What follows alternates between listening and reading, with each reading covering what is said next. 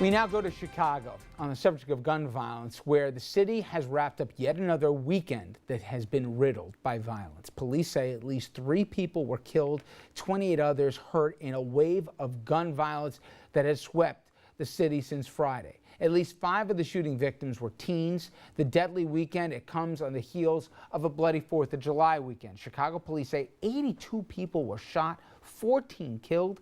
The governor, Pat Quinn, says enough is enough.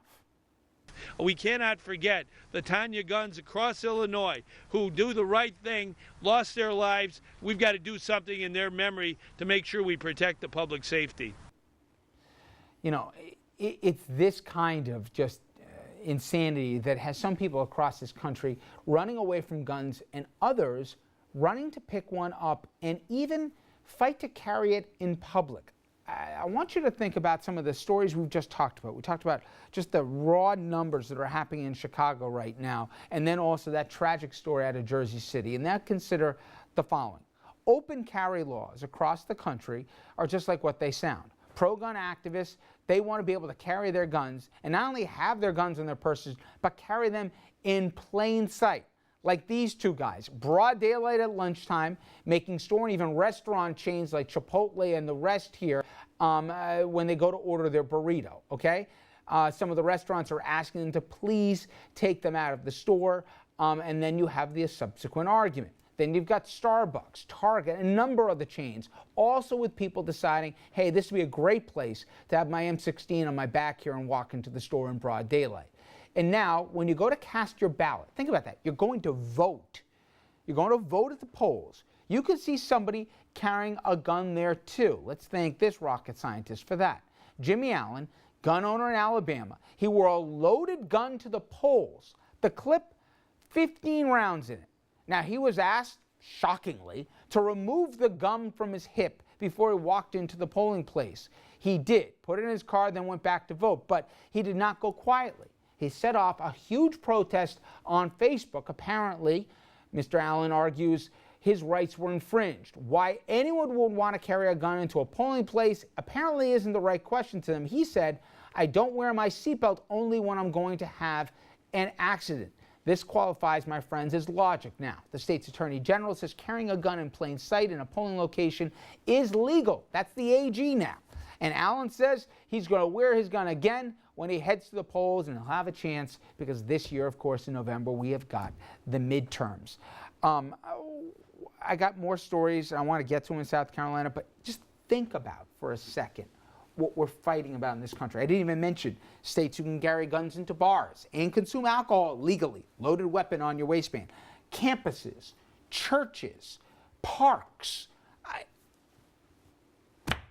And this is on the heels of a story like Jersey City, what we're fighting about in this country, to be able to carry into a polling place, to be able to pack heat with a loaded weapon. And we wonder how we have senseless tragedies in this country. You don't think you can get an argument maybe over politics, or an argument in a bar, or an argument where you've got a kegger at a college campus? I mean, you don't think you're going to have arguments there? I don't know. I'm trying to make a reason out of something that doesn't, but that's what we're talking about now. Yeah. But you know what? You know what's interesting, Richard? Because these people in Texas and Austin and Alabama, they would tell you we don't have gun problems in our communities. They would say you have to look to those, quote, urban areas where they're shooting each other. And we know what that's all language for. People of color. And frankly, in some cases, they're right. I mean, let's call it for what it is. When you look at, for example, the school shootings, we've seen them in rural communities. We've seen them in suburban communities. Right. We have seen them overwhelmingly at the hand of a troubled young white guy. Right. Okay? But this is pandering by politicians to get elected, and they will continue to do it because this plays well in Texas, Alabama, and a man who's lived in many of those states could tell you a whole you know what list I don't of the rest understand, of them. Andrew, is here's my point is we've always had a very spirited debate about what the Second Amendment was intended. Yep. Got it. But I don't remember 20 years ago, 10 years ago, fights about needing to carry assault weapons into restaurants. Like, that was never even part of the debate. It's a relatively new addition to the debate. It started in the 70s and really picked up steam in the last 20 years. I mean, you go before the 70s and there had really been very little talk of guns as a right, despite the reading of the Second Amendment. That's a modern interpretation of the Second Amendment. The Supreme Court didn't rule on guns in the Second Amendment, I think, until 2009 in the D.C. case. That's the first time that they ever weighed in on it. And I'm glad you brought this up because I was going to. These laws and these demands for their rights, as inane as they are to everybody on this table, are the logical extension of a bad law. That law being the interpretation of the Second Amendment. And you and I have debated before, Rich, about whether the approach is to pass new laws about gun control or go after the Second Amendment itself. I keep waiting for somebody to say, oh my God, that killed that guy at the ballot box. Well, that's a bad example, I'm sorry, with what happened in Alabama. But that guy lost an election because they weren't, he was so crazy.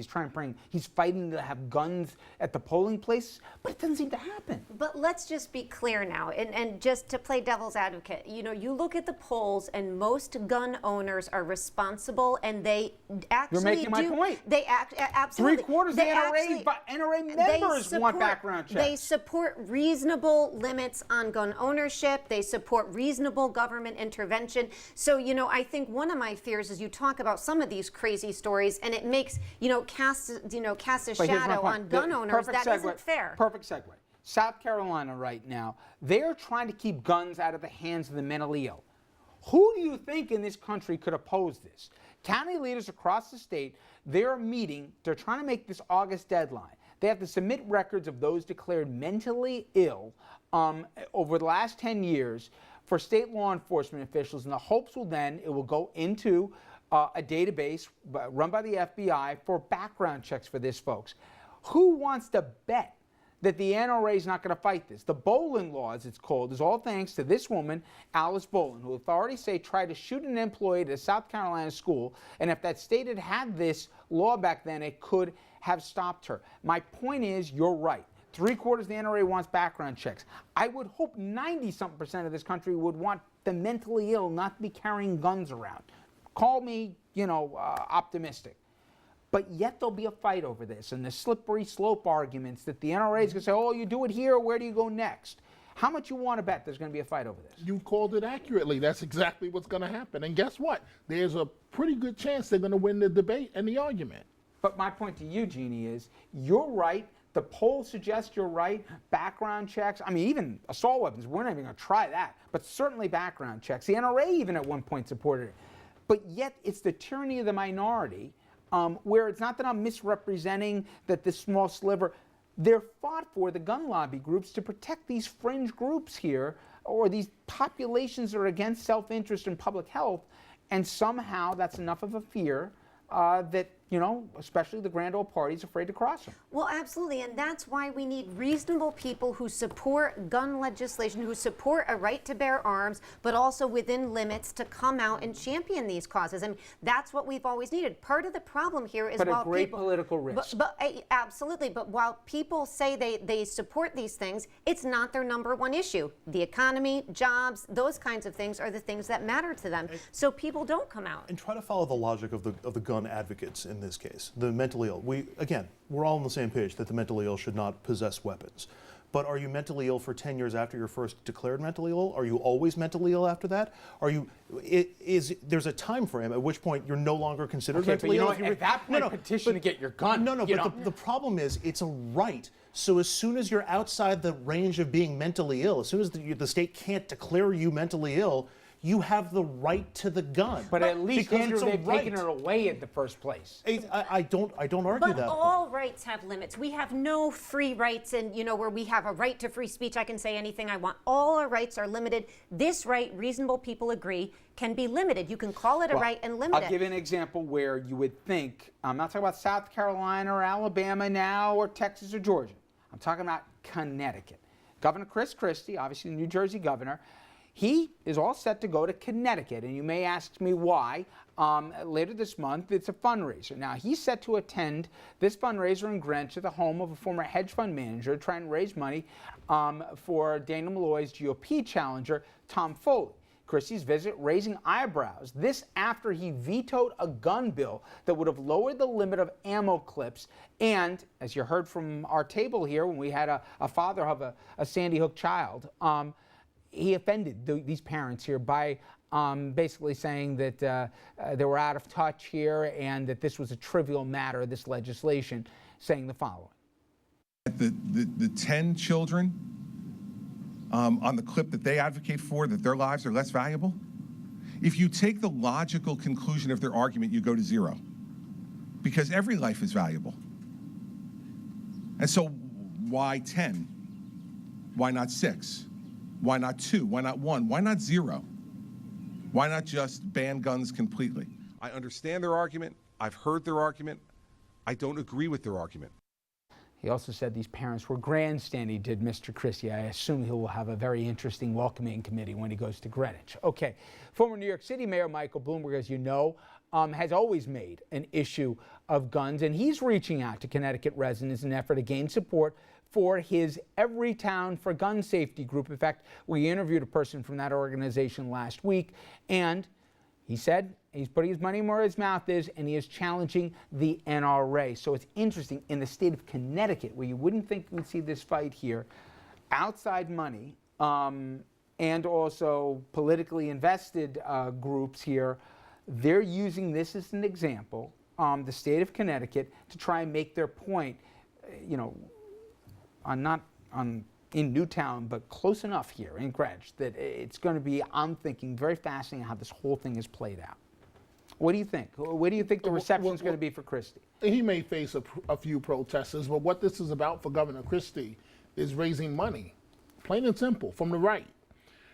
Those of us here in New York, Connecticut, New Jersey, we may say, how dare you, Governor, and how could you say such a thing to the parents, you know, that lost those children. But Richard, it was definitely a play for fundraising dollars, a play to the right. He was giving them raw meat. He's in trouble. He's trying to save his presidential campaign. I got it, but here's my problem, Jeannie. You said before, you look at the numbers here. If you want to be taken serious as a national party, let alone a national candidate here, this isn't a smart political move. I get it. It's a primary play, Dominic. But at the same time, he was supposed to be, like in the Jeb Bush group and the rest, that moderate, quote-unquote, Republican who's an electable in a general election. That was his whole argument. And he's crossed party lines, or at least put an arm around the president after Hurricane Sandy, right? I don't get this play. What's the political upside to offend Newtown families, right? And what's the political play to double down on it the next day? It doesn't make sense to me. Now to go to Connecticut on top of it. Well, I agree with Dominic. This has all to do with primary politics. You know, he can't be the general election candidate unless he gets through the primary. So he's got to do this to get through Republican primaries. But in terms of offending the Sandy Hook parents, I think that I have a theory on that, and I think that's because he has lost his key advisors. That was obviously a political misstep. But he did it again the next day. Well, it was a political misstep both days. You don't offend them. You can hold your line in terms of not wanting to pass this legislation. You can hold your line in terms of the veto, but offending them, I think, was a political mistake, and I think that that was a PR mistake. But I agree with Dominic that this is about the primary. I mean, you can't get through the Republican primary. Yep. It's the same issue Republicans have with immigration. To get through the primaries and get through the midterm, you have to appeal to the right. If you want to win a general election, a national election, you got to move to the center. That's the reality of politics. It's obviously strategy for him, because this is now the third or fourth move on the chessboard on this issue. But there's also rampant hypocrisy on this. I don't want to let facts get in a good way of the story, but Christie's campaigned against other people in Jersey early in his political career because they didn't support unadulterated background checks. He was against assault weapons. He was against, as recently as early this year, a 50 ammo, caliber weapon here that he vetoed as part of the bill that he said no to. At a certain point, you have to face this thing of, oh, there's the flip-flopper again. I just don't get his play on this at all. I don't want to overthink Chris Christie, granted, but that is why I disagree with your point that, hey, let's not let these people misrepresent. The Republican Party has allowed this faction here to define their platform nationally, and I keep waiting for them to pay a price for it. To be fair to you, they haven't. But it just doesn't, I don't think it works for Chris Christie, and obviously he doesn't agree with me. Again, I agree with Dominic and Jeannie. I don't think there's any downside for him until you get to the general election in 2016. His past record, well, my thinking evolved on that, or circumstances changed. We saw that the assault weapons ban didn't work, and we saw the Obama administration overreach when it comes to guns. Again, he sounds the dog whistles. The gun supporters send him the checks. And oh, by the way, if he can help knock off Daniel Malloy, a very progressive Democratic governor in Connecticut, that's also a feather in his cap as he approaches 2016. And let's not pretend this is only on the right. Hillary Clinton did the same thing. Barack Obama did the same thing on gay marriage. Their thinking evolved on that issue. Look at her interview But look at with the language. NPR. But look at the language it's they the use. same thing. No. It's the same No. thing. They evolved. No, you really think the language where he calls the parents Oh, of no, Newtown not the, parents? No, not the language. The tone for me is But part of this. Not the language. Absolutely, I agree. And I told you why I think that is. But the evolution, as Andrew was mentioning, people change their people minds, do but that. Did you expect Christie to evolve quietly and nicely? This is Chris Newtown Christie. parents, This Newtown is parents, Chris yes. Christie we're talking Chris about. Christie, even Chris Christie, I didn't think would go to the point of offending. And it's not just them being delicate or sensitive. It was offensive what he said It was. to those Newtown parents. was horrible. I don't know who does that. That's a real national candidate, and I thought he was. All right, coming up next, everyone. Bill de Blasio, as Dominic mentioned, he's planning to pack his bags. They might already be packed here. He's leaving town, and he's going to one of my favorite places in Italy here. But is that really a good call this early in his administration and for 10 days? We'll talk about that after this.